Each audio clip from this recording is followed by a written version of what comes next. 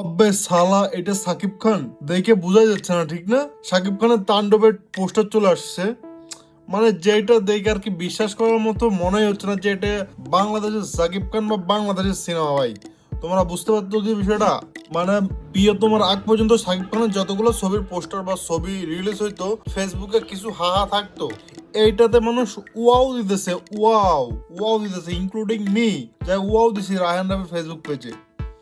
তোমরা বুঝতে পারতেছো ভাই, মানে নেক্সট লেভেল করে ফেলছে পোস্টার। এটা দেখছো কি তোমরা? বাপরে বাপ, কি করছে এটা রে, বাপরে।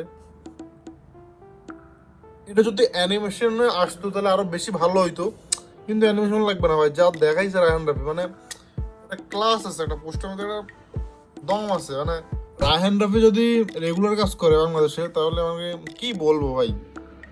টাকিব খান তো পরের কথা, রায়হান রাফির মতো ডিরেক্টর যদি আর দু একটা থাকে বাংলাদেশে, বাংলাদেশ ভাই আর 10 বছর লাগবে না, সর্বোচ্চ 5 বছর পুরো ইন্ডাস্ট্রি চেঞ্জ হয়ে যাবে।